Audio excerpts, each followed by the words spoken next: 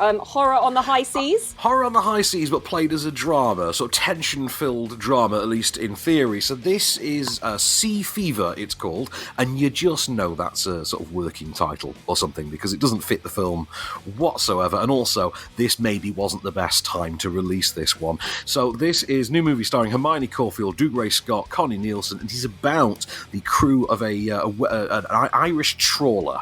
They are marooned at sea, they are sort of they're just away from the port, and they discover that they have a parasite in their water supply.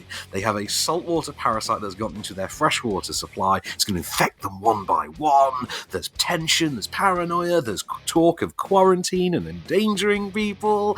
And I tell you what, let's have a listen to it going full John Carpenter's The Thing on us. I don't see anything. Want me to do you?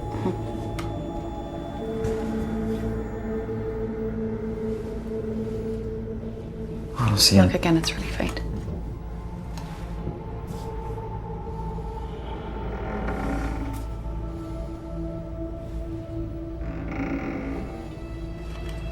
I don't see anything. Do me.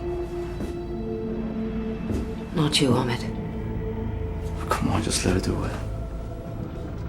So yeah, it's very much that everyone's tired and nobody trusts each other kind of an idea. Hang on a sec. This sounds familiar. Is it coronavirus on the sea? Is that how this one's playing out? Is this more topical? Is this a documentary? Is this what happens on the cruise ships?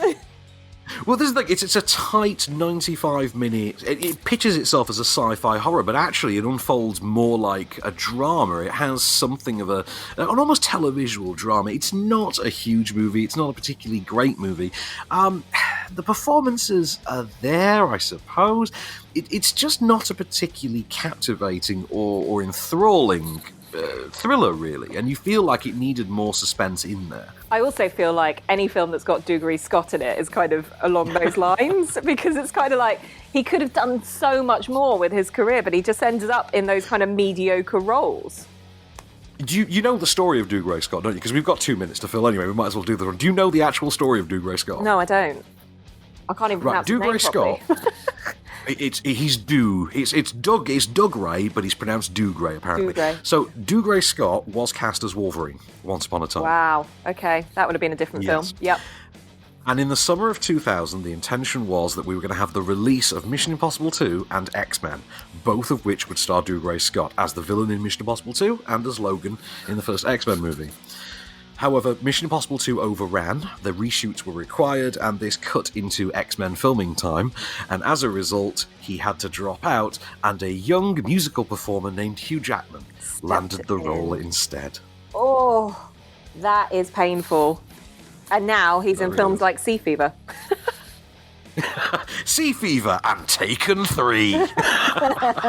He's a great villain, though. I think Dougray Scott is, if he'd have really pushed that niche, quite like what Mark Strong has done, playing a really good, solid villain, he would have had a really much stronger career in that sense. But I mean, who am I to judge? He's still working. It's a great thing. Well, he's on telly now. He's Batwoman's dad. He's the chief of the Crows in Gotham in Batwoman, I think. Whatever pays the bills.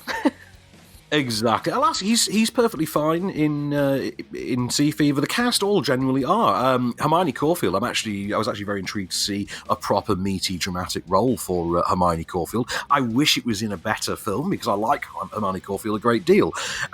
She starred in Henry Fitzherbert's film. Henry Fitzherbert, the film critic, went into screenwriting this past year. Right. And she starred in his movie, Born a King, I believe. But Sea Fever, it's a disposable 95-minute schlock on the high seas kind of a drama. I think it takes itself a little bit too seriously. I think it goes a bit too out there at the end for how somber and flat note they're playing it, but a fine enough effort. I'd give it one thumb, because it is a little bit cool to see this done as a drama, I suppose. I think you had me with the word schlock, and I think that's kind of summed it up perfectly for us. So there you go. Sea Fever, Astronaut, both out on video demand right now.